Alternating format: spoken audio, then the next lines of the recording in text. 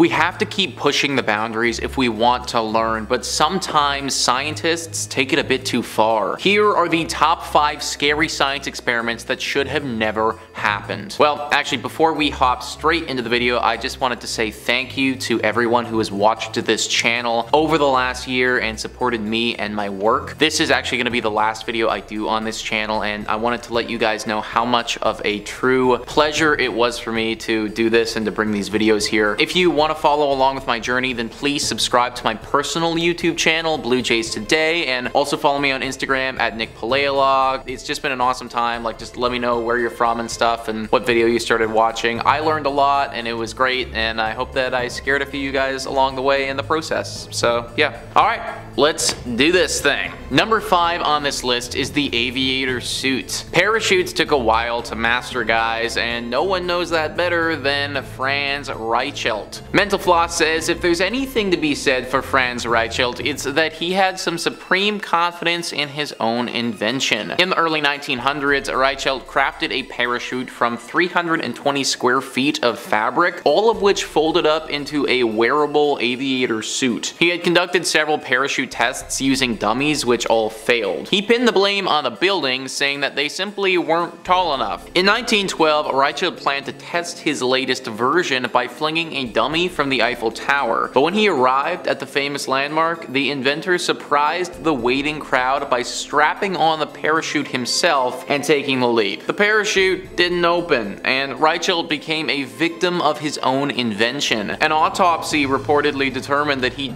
of a heart attack on the way down. Imagine having the confidence to jump off of the Eiffel Tower using a so-called parachute that has literally never worked before. Number 4 on this list is the 10-cent beers. Alright, so this isn't really a science experiment at all, but it is an experiment of some kind. Mental Floss says in 1974, the Cleveland Guardians tinkered with a new promotion to increase game attendance, giving fans the opportunity to purchase an unlimited amount of beer for 10 cents a cup, which wasn't the best idea. The game against the Texas Rangers was an eventful one. Memorable events of the evening included a woman running into the Guardians on deck circle and flashing the umpire, a fan running onto the field and sliding into second base, and a father and son who ran onto the outfield and mooned the bleacher section. Things took a violent turn when fans launched fireworks into the Rangers dugout, and the whole thing eventually turned into an all-out riot. Fans against players on both teams. Players were hit with folding chairs, there were numerous fistfights, and some players were injured when they were pelted with rocks. After that, the Cleveland Guardians kept 10-cent beer nights, but limited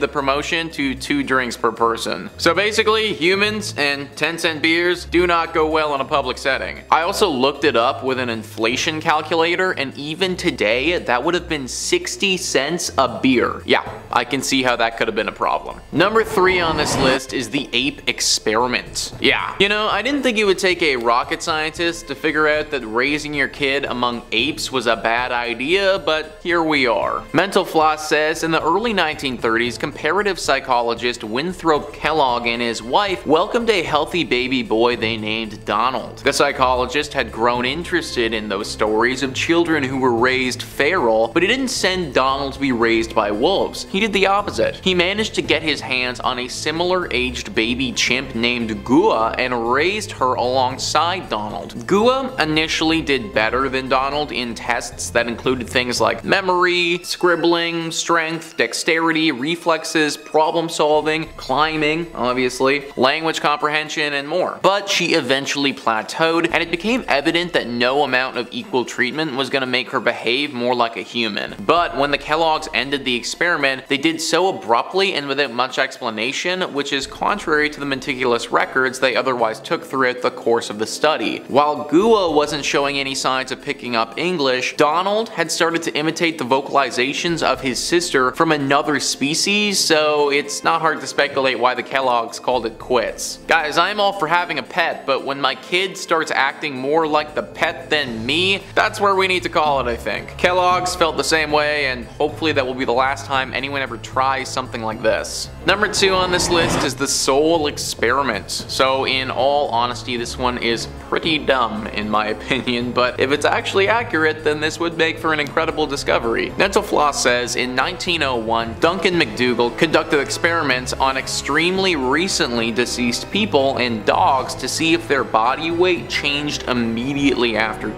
A decrease in weight, he theorized, would be indicative of a physical soul leaving the body. To test this theory, he weighed 6 people before and after their death, and concluded that there was a weight difference anywhere from half to 1.5 ounces. He repeated the experiment on dogs and found no difference, and therefore, by McDougall's reasoning, dogs have no souls. Other scientists have been critical of this experiment from day one, citing issues like small sample size and imprecise methods of measurement. Sounds like my dude Duncan was more of a cat person, honestly. I don't know, folks. It feels like there are a lot of holes in this experiment and not a whole lot of logic. Maybe it is accurate though, and we do have souls that weigh something. And finally, number 1 on this list is the Unab.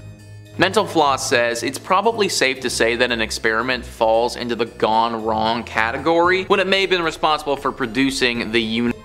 As an undergrad at Harvard in the late 1950s and early 60s, Ted Kaczynski participated in a 3-year-long study run by Henry A. Murray that explored the effects of stress on the human psyche. After being asked to submit an essay about their worldview and personal philosophies, Kaczynski and 21 other students were interrogated under bright lights, wired to electrodes, and completely torn down for their beliefs. The techniques were intended to break enemy agents during the Cold War, and the students were never completely informed about the nature of the study. In short, the man who would eventually kill 3 people and injure over 20 more with his homemade was subjected to repeated psychological torture. Any experiment that ends up with this happening obviously went very wrong and never should have happened in the first place. People have a limit, and it seems like these experiments just pushed people way past them. Obviously, this is not an excuse for Ted's behavior in any means, but I'm sure that it was a big factor in making it happen. But there you have it, guys. That is our list of the top 5 scary science experiments that should have never happened. Please let me know what you guys think in the comments down below about this video and some other scary science experiments that you guys know about. Also, please hit the like and subscribe button. Thank you so much for watching. I've been your host, Nicholas Playlog, and I won't catch you next time. Goodbye.